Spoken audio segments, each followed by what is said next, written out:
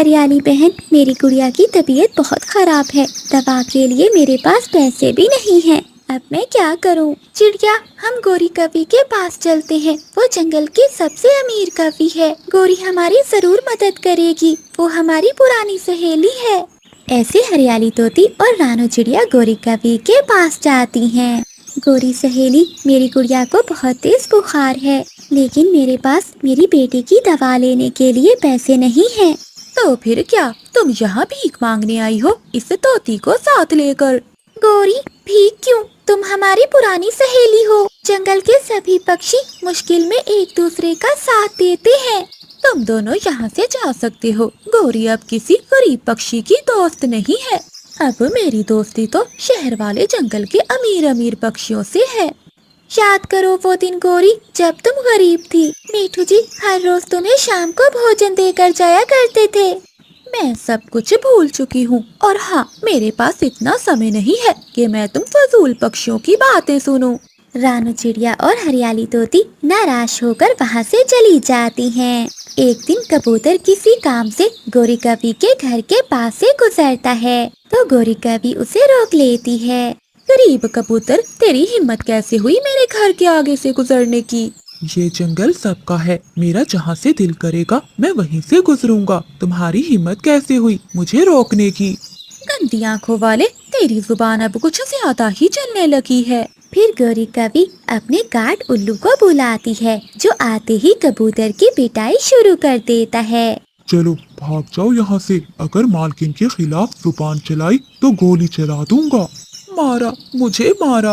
याद करो गोरी, वो दिन जब तुम्हारी माँ बीमार हो गई थी, तो मैंने ही तुम्हारी माँ के दवा के लिए पैसे दिए थे। मेरी माँ को तो मरे हुए 2 साल हो गए। पुरानी बातें मैं भूल गई हूँ। अब जाओ, वरना फिर से पिटोगे। फिर कबूतर रोता हुआ वहाँ से चला जाता है। गोरी कवि अमीर क्या हो गई थी, वो तो किसी पक्षी को भी पक्षी ना समझती थी। एक दिन गोरी कवि अपने गार्ड उल्लू को चिड़िया के पास भेजती है। चिड़िया, गरीब चिड़िया, तुम्हें मालकिन गोरी कवि बुला रही है। ठीक है, आप जाओ, मैं घर के काम करके आती हूँ। नहीं, मालकिन अभी बुला रही है, जल्दी आओ। उल्लू गार्ड चिड़िया को अपने साथ लेकर गोरी कवि के पास आता है। गोरी, मुझे क्यों बुलाया है तुमने? चिड़िया, शहर वाले जंगल से मेरा एक दोस्त भूरा कौवा आ रहा है।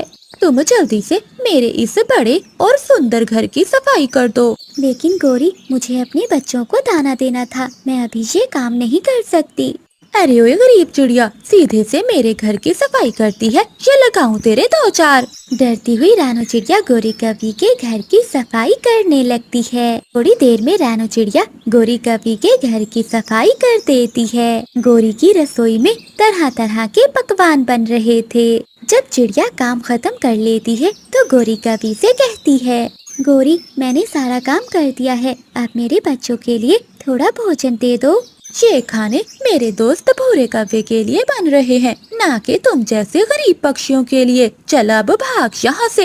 फिर गोरी कवि रानू चिड़िया को अपने घर से निकाल देती है। शाम के बाद एक हवाई मोटर गोरी कवि के घर के बाहर आकर रुकती है, और हवाई मोटर में से एक अमीर कौवा, जिसमें से एक कौवा जिसके गले में सोने की चैन और सर पर टोपी पहनी हुई थी, बाहर निकलता है। गोरी कवि अपने दोस्त को वेलकम करने के लिए दरवाजे पर ही खड़ी थी। गोरी, मुझे तुम्हारा जंगल जरा भी पसंद नहीं आया। देखो तो तुम्हारे पास कितने गरीब गरीब पक्षियों के घर हैं। मुझे बहुत नफरत है ऐसे गरीब पक्षियों से। भूरे दोस्त, सच कहा, मुझे भी इन गरीब पक्षियों से बहुत नफरत है, लेकिन ये पक्षी मेरी जान भी तो नहीं छोड़ रहे। फिर गोरी कवि भूरे कौवे को अपने घर में ले जाती है और उसे खाने के लिए तरह तरह के भोजन देती है। भूरा कौवा जल्दी से वो सारे भोजन खा जाता है। गोरी, अगर ये पक्षी तुम्हारी जान नहीं छोड़ रहे, तो तुम मेरे साथ शहर वाले जंगल में चलो। वहाँ बड़े बड़े महल जैसे घरों में रहना और होटलों में खाना खाना। वहाँ पर सभी पक्षी अमीर होंगे और तुम अमीर पक्षियों के साथ ही रहना। भूरे दोस्त, बात तो तुम्हारी ठीक है, मैं भी और इन गरीब पक्षियों में नहीं रहना चाहती। भूरा कौवा उस जंगल में गोरी कवि के साथ 2 दिन रहता है। वो दोनों अपनी हवाई मोटर पर जंगल की सैर करते हैं और वो गरीब पक्षियों का मजाक उड़ाते हैं। अंधी हो बुलबुल, क्या तुम्हें नजर नहीं आ रहा कि मेरी हवाई मोटर आ रही थी और तुम सीधी मेरी हवाई मोटर की ओर ही उड़ती आ रही थी। अंधी मैं नहीं, अंधे तुम होगे। खबरदार मोटी बुलबुल, जो तुमने मेरे दोस्त के बारे में जुबान चलाई तो। गोरी अमीर क्या हुई तो तुमने अपने नए नए दोस्त बना लिए। याद करो वो दिन जब तुमने जहरीला फल खा लिया था। तुम तो मरने ही वाली थी, मैंने आकर तुम्हारी जान बचाई थी। दूसरे दिन भूरा कौवा जाने की तैयारी करता है तो वो गोरी कवि से कहता है, अपनी सारी दौलत एक बैग में डाल लो और हाँ, सोना चांदी सब कुछ एक बैग में डालकर हवाई मोटर में रख दो। भूरे, मैंने तो पहले ही अपनी सारी कीमती चीजें तुम्हारी मोटर में रख दी हैं। भूरा कौवा हवाई मोटर में धन दौलत देखकर बहुत खुश होता है। चलो भूरे, अब जल्दी से मुझे शहर वाले जंगल में ले चलो। गोरी ऐसा करो, अपना ये सुंदर घर पेड़ से नीचे गिरा दो। कहीं ऐसा ना हो कि ये गरीब पक्षी आकर तुम्हारे घर पर कब्जा कर ले। हाँ भूरे, तुम ठीक कह रहे हो, मैं अभी ये घर तोड़ देती हूँ। फिर गोरी कवि अपने घर को पेड़ से गिराकर तोड़ देती है। चलो अब सब हो गया। फिर भूरा कौवा गोरी कवि को साथ लेकर वहाँ से उड़ता है। आधे रास्ते में एक सुनसान जंगल आता है। भूरा कौवा वहाँ जाकर रुकता है और वो गोरी कवि से कहता है, मेरी मोटर में कुछ खराबी आ गई है। गोरी जरा पीछे से थोड़ा धक्का तो लगाओ। गोरी कवि हवाई मोटर से उतरती है और पीछे से धक्का देने लगती है। भूरा कौवा एक नजर पीछे देखता है और दूसरे ही लम्हे वो अपनी मोटर को भगाकर वहाँ से ले जाता है। भूरे, मेरे दोस्त भूरे, मैं पीछे हूँ, रुको रुको। लेकिन पल भर में भूरा कौवा आँखों से ओझल हो जाता है। गोरी कवि वहाँ बैठकर रोने लगती है। मैं लूट गई, मैं लूट गई। वो भूरा कौवा मुझे धोखा देकर सब कुछ लूट कर ले गया। मैं अब क्या करूँगी? हाँ, हाँ, हाँ। शाम तक रोने के बाद गोरी कवि वापस अपने जंगल लौट आती है। नाना, मेरे घर में कोई जगह नहीं है, चलो निकलो वरना मैं तेरे पंख तोड़ दूंगा।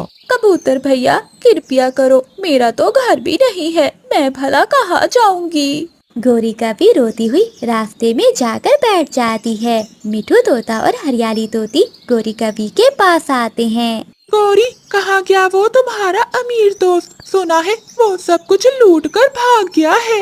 मिठू जी, इस गोरी के साथ बहुत अच्छा हुआ है। इस जैसी नकचड़ी कवि के साथ बिल्कुल ऐसा ही होना चाहिए था। अब कोई भी तुम्हारी मदद नहीं करेगा क्योंकि तुमने मुश्किल के समय किसी भी पक्षी के साथ मदद नहीं की। गोरी कवि रात के अंधेरे में बैठी रो रही थी कि रानू चिड़िया वहाँ आती है। गोरी, हमेशा अपने पुराने दोस्तों की कदर करो और अच्छे वक्त में अपने बुरे वक्त के दोस्तों को ना भूलो। चलो अब मेरे साथ चलो, आज से तुम मेरे घर में रहोगी क्योंकि तुम हमारी पुरानी दोस्त हो।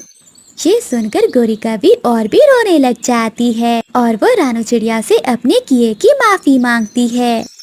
तू मेरे साथ साथ, मैं तेरे साथ साथ, हम दोनों का है प्यार। खट्टा लीमू का अचार, खट्टा लीमू का अचार। कालू जी, मुझे लीमू का अचार बहुत पसंद है, मुझे लीमू का अचार ला दो ना।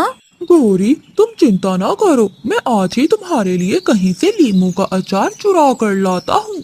मेरा सुंदर पति, मुझे पता था मेरा कालू पति जी मेरे लिए कहीं भी चोरी कर सकता है।